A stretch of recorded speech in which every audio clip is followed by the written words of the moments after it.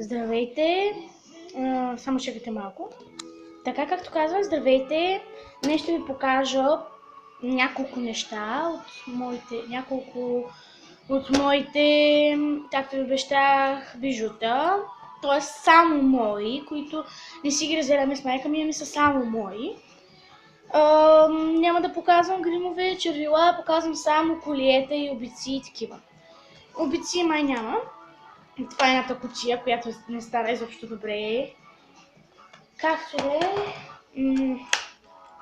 Това е гривна. Тоест, чакайте да ви покажа направо всичко, защото това ще отнеме доста време. Това е, не знам, нали го виждате. Това е едната кутия с моите бижута. Те не са от България. Не помня как се казваше страната. Гривна, това е гривна, вътре имаше гланцето, аз го използвах целия. Това също е. Показвам ви готините гривни, има и тъпи гривни, които не ги нося. Тая е на Барби. Пръстени, ужасно много. Ще изкарам всичките пръстени отвън, за да може после да ви покажа. Ето това колие много ми харесва, което е с сърце и розова къшка. Честно казано, трябва да ги прибирам, защото ще трябва да... Ето тук имам едно скученце, хепи, доста пръстена имам. Пък се искам да си купувам. Вие видяхте, няма да вадя всички. Една кутия като бомбони, но съм я украсила просто. Тук има още един тъп пръстен. Това е в тази кутия. След малко ще отидем нататък под леглото ми, където са нещата, защото не мога да ги извадя всички. Сега малко трудно. Тази кутия е на Нивея. Не знам дали видяхте. Така, за да се уверите, че имам ето това колие, което е с истински... Аз го бях правила от морето. Спри да се въртиш. Това е мидъл, тези да се отварят и това са малки лапанчета. Да, за лятото е прекрасно. Тук имам друго колие, като Сваровски. Доста са. Малко ще вдигна да ги видите всички, защото аз не мога да ги изкарвам всички. Вътре става ей така всичко. Имаме такива гребени, където се слагат в косата да се държи.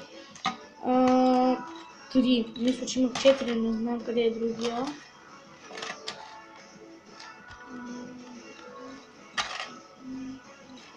Пуснала съм музика.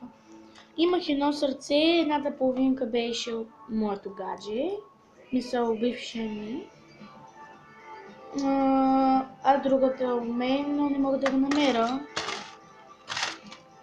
което не е хубаво, но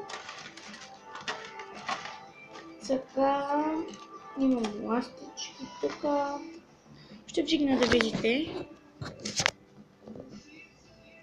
Просто доста е разхвърляно, но да се уверите колко бижута имам. Така, сега оставяме това и показвам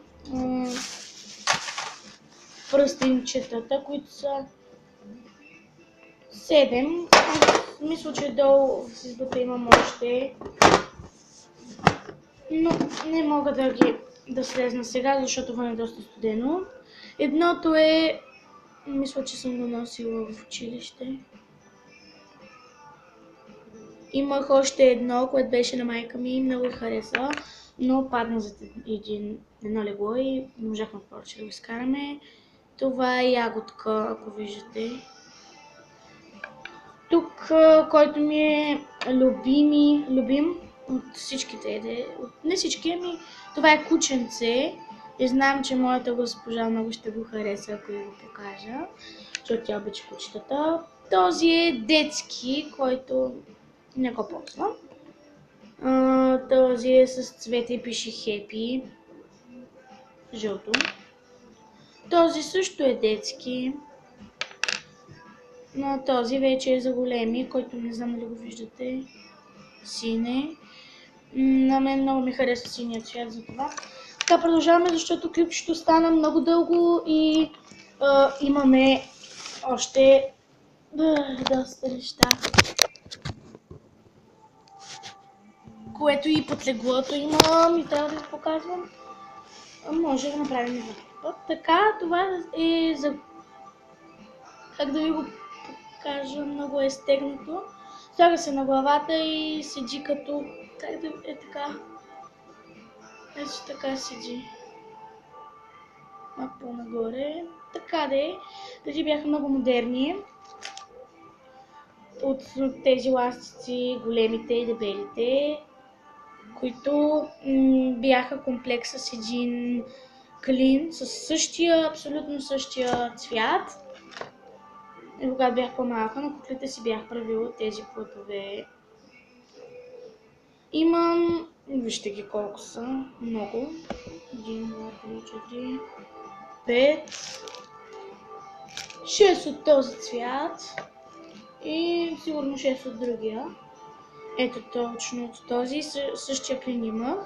Носила съм го в училище, тъй че тези, които са от моя клас, са го виждали. Тази фиба беше много хубава, но камъните изпопадаха, в смисъл единия камък, но пеперутка, цветна, но изпопадаха камъните. Много ми харесваше преди. Даже още имам. Тук имам едни очила, които са ми много малки. Те са на моята котичка. Това е моя шнула, също като този цвят. Не почти същата. Тук стана тия. Тук са малки ластички, но те не вършат почти за нищо работа. Ето тази може да го ползваме като фиба и като ластичка. Мисля, че почти всеки има такова. Това е роза, черна, но не знам, много не се вижда, защото не е толкова светло. Изчакайте, сега ще светна повече. Мисля, че така се виждам по-добре. Както показвам, тази роза, тя пак не се вижда. Други такива ластици. Друг ластик. Тук имам една много хубава фиба, която много ми харесва, но много малка фибичката. Значи цветето е много красиво. Фибата почти не захваща косата, но продават и по-големи такива фиби. Ето, тя не седи, в смисъл цветето е много красиво, но не седи. Тук имам една много странна фиба, която като се захване така и влиза между сърцето. Това е такова за коса. Не знам да видите. Ето тази гривна я направих много готина. В смисъл, тя се разтваря. Слагате и за лятото е прекрасна. С силикон предлагам да лепите всичко. Аз съм била много малко и съм го залепила с тиксо. Но вчера прегледах всичко и го залепих с това, с такива. Ето това са малки щипчици. Просто няма да вадя всичко, защото вадя само най-хубавите. Ето това е много хубаво. Цвете. Тук има картица. Се закача на като брошка. Тук има малки, не мога да го отворя, малки зелени ластичета тънки. Тези очила много време преди са били на майка ми. На мен ми седат ужасно, защото са огромни. Не на майка ми, ами на леля ми. Бърках се. обаче. Ето тези. Тук има едно Hello Kitty, така. Просто с много щипки. Аз днес правих 3 клипа. Просто нямам време. Ето тези много ми харесват. Само да... заплетиха се. Ето. Ето тези. Ето тази точно много ми харесва. Тя много хубаво захваща. Защото е от тези штракащи.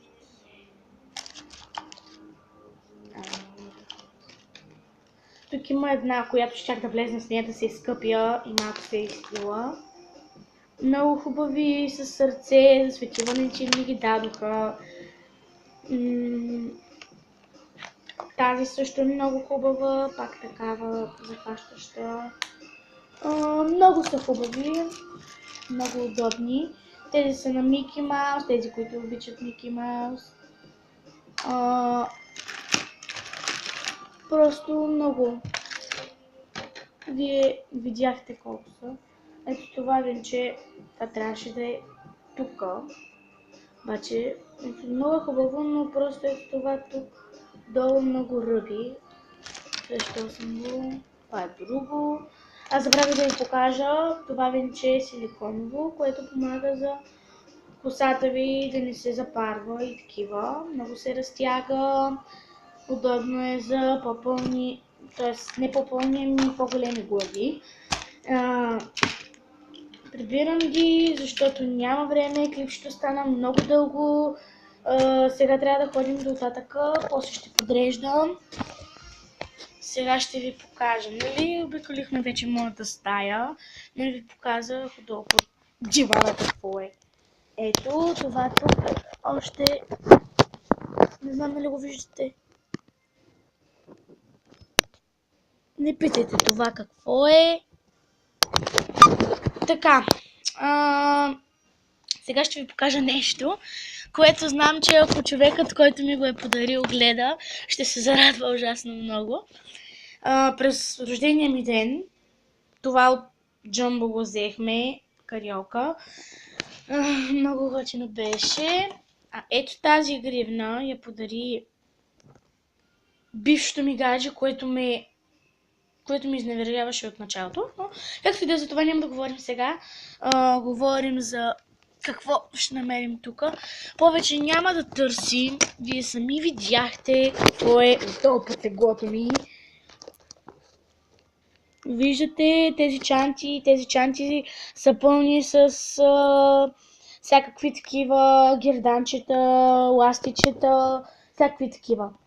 Ето тук са ми училищните неща. Един кашон, защото няма къде да ги слагаме. Това е.